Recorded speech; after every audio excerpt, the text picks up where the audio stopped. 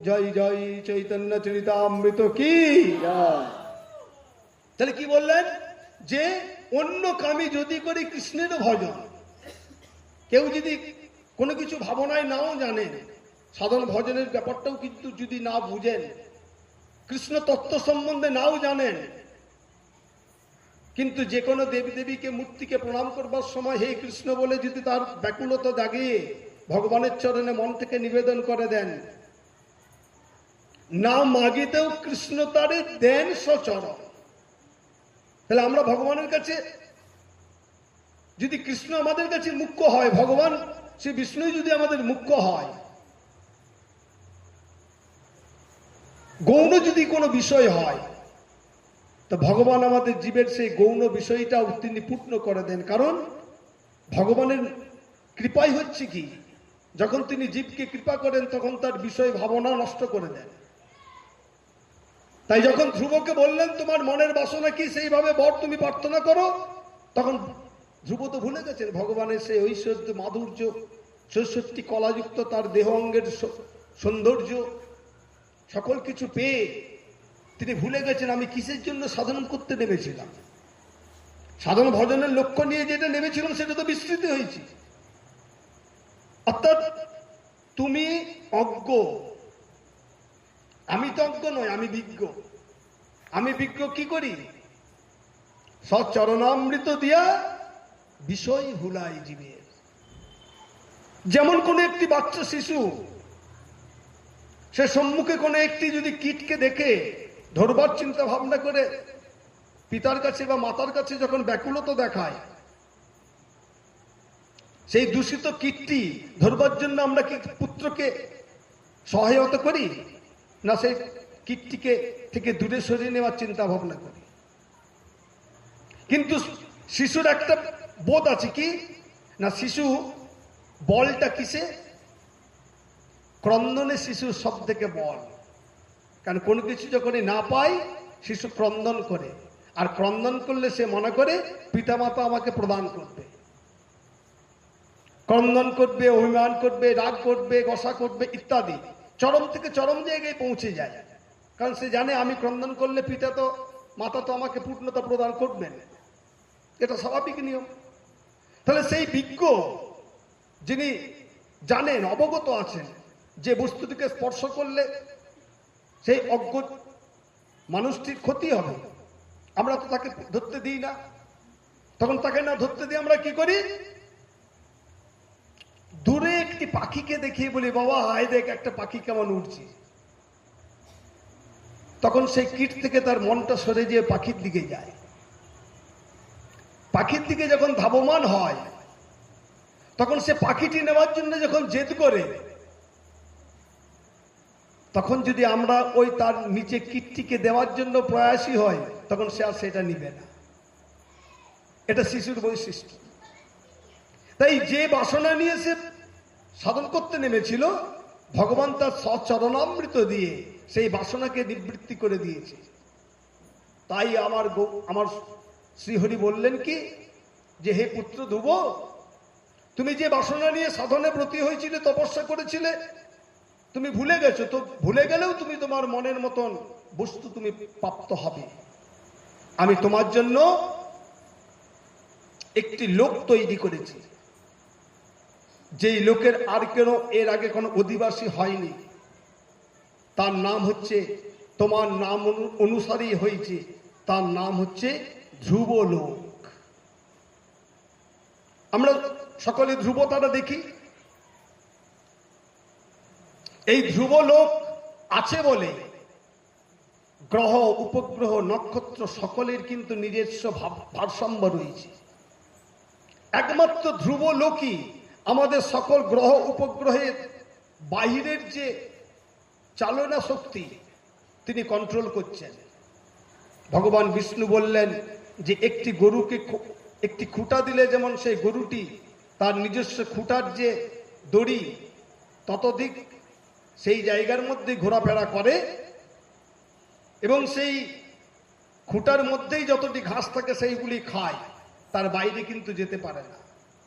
এই ধ্রুবলোকও ঠিক ততরূপ শক্তি প্রদান করে থেকে আমি, যার দ্বারা এই পৃথিবীর গ্রহ নক্ষত্র, এই জগৎ সংসারে সৌর জগতের গ্রহ নক্ষত্র তারা সৌরমণ্ডলের সকল কিছুই এই ধ্রুবলোক কন্ট্রোল করছে। এই ধ্রুবলোক না থাকলে এই জগৎ সংসারে ভারসাম্য বজায় থাকতো না। তুমি এখন ফিরে যাও, কেন না তোমার পিতা তোমার অপেক্ষায় বর্তমান আছে। কেন আমার অপেক্ষা? কেন না তুমি চলে আসার পর তোমার দাদা উত্তমকে রাজ সিংহাসনে আরোহণ করেছিলেন উত্তানপাদ। রাজ সিংহাসনে আরোহণ করবার পর উত্তানপাদ মৃগয়াতে গিয়েছিলেন, আর মৃগয়াতে গিয়ে যক্ষ কুবেরের অনুচর যক্ষের দ্বারা নিধন হয়েছিলেন। আর নিধন হওয়ার জন্য তার মা সুরুচি পুত্রের সন্ধানে গিয়েছিলেন গভীর অরণ্যের মধ্যে।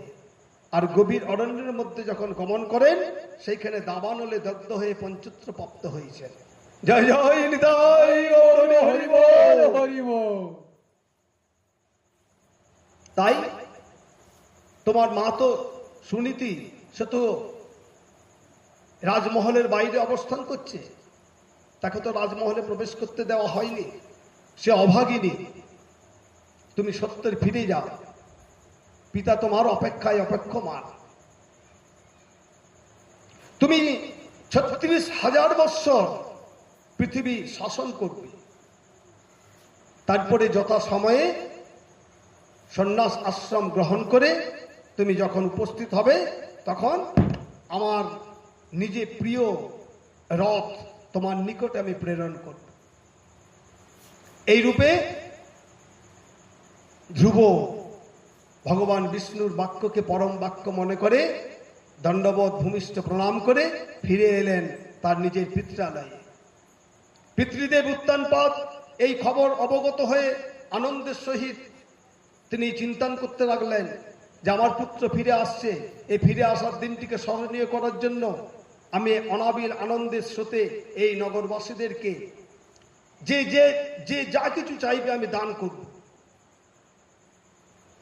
যথাসময়ে রাজা উত্তানপাদ ধ্রুবকে রাজপদে অধিষ্ঠিত করলেন।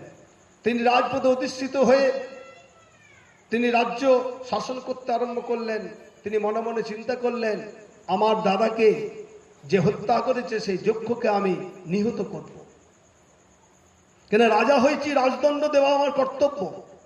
তাই রাজদণ্ড দেওয়ার জন্য তিনি সসৈন্য নিয়ে যক্ষগণকে নিহত করার জন্য উপস্থিত হলেন।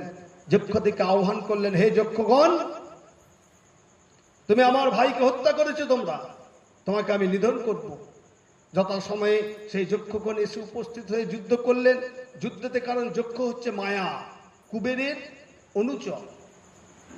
এই মায়া কি হয়, যে কোনো মুহূর্তে যে কোনো রূপ ধারণ করে সম্মুখে অবস্থান করতে পারে। এই মায়ার আবরণকে নিরাবরণ করতে গেলে তপস্যার দ্বারা সাধন ভজন করে তবে সেই মায়াকে অপসারণ করা যায়। সকল যক্ষকে নিহত করলেন, কিন্তু যখন মায়াকে আশ্রয় করে আত্মগোপন করলেন, তখন চতুর্দিকে দেখতে আরম্ভ করলেন ধ্রুব যে কোনো যক্ষকে দেখতে পাওয়া যাচ্ছে না।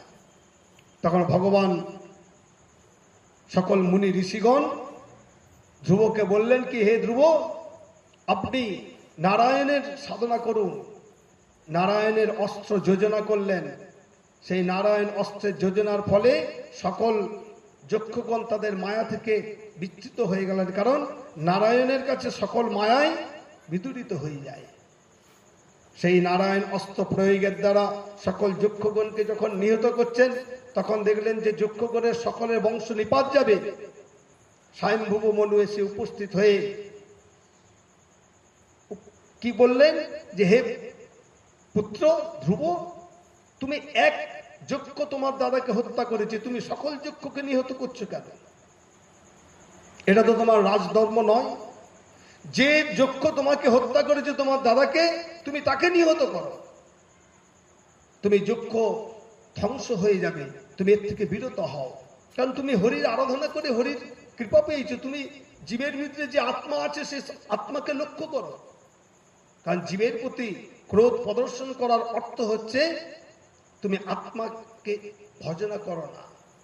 জীবের ভিতরে যে ভগবান আছে তাকে দর্শন করলে জীবের খুব স্বাভাবিকভাবে ক্রোধ সম্বরণ হয়ে যায়। তখন ধ্রুব এই ঋষিমুনি এবং স্বয়ম্ভুব মনুর কথা শ্রবণ করে চিন্তা করলেন, সকল জীবের থেকেই তিনি তার নিজের ক্রোধকে সম্বরণ করলেন, সংযমী হয়ে তিনি ফিরে এলেন। ফিরে এসে তার পুত্র উৎকলকে রাজ সিংহাসনে বসিয়ে আর নিজে সন্ন্যাস গ্রহণ করে তিনি প্রস্থান করলেন গভীর অরণ্যে। সেখানে যে তিনি সাধন করতে আরম্ভ করলেন শ্রীহরির রেচক, কুম্ভক এবং প্রেরক, এই 3 প্রকারের সাধনের দ্বারা তিনি নিজেকে তৈরি করলেন। সম্মুখে দেখলেন ভগবান শ্রীহরির একটি রথ এসে উপস্থিত হয়েছে। সেই রথে 2 জন নন্দ এবং সুনন্দ, তাদেরও রূপ চতুর্বাহুযুক্ত, নীলাভ শ্যামল কান্তি, কেরুকণ্ডল বান কিরীটে হারি হিরণময় শঙ্খচক্র। কারণ বৈকুণ্ঠে যারা বাস করেন সকলেরই একই রূপ হয়। সেই নন্দ সুনন্দ অর্থাৎ তারা এসে রথকে সম্মুখস্থ ফাঁকা স্থানে দাঁড় করিয়ে আর চরণ যুগলকে পদচারণা করে তার দিকে ধাবমান হয়ে আসছেন।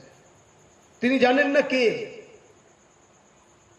সশব্যস্তে দণ্ডায়মান হয়ে ধ্রুব সেই নন্দ সুনন্দ অর্থাৎ সেই হরির দূতদেরকে প্রণাম করে অর্ঘ্য প্রদান করলেন যে, হে, আপনারা কোথা থেকে এসছেন? বললেন, ভগবান শ্রী হরি আমাদেরকে প্রেরণ করেছেন। আপনার তপস্যাতে সন্তুষ্ট হয়ে আপনাকে ধ্রুবলোকে পৌঁছানোর জন্য আপনার যে লোক নির্দিষ্ট হয়েছে সেই লোকে নিয়ে যাওয়ার জন্য আমাদেরকে প্রেরণ করেছেন। আপনি কৃপা করে রথে আরোহণ করুন। এই চিন্তা ভাবনা করে ধ্রুব সেই রথে অবস্থান করলেন।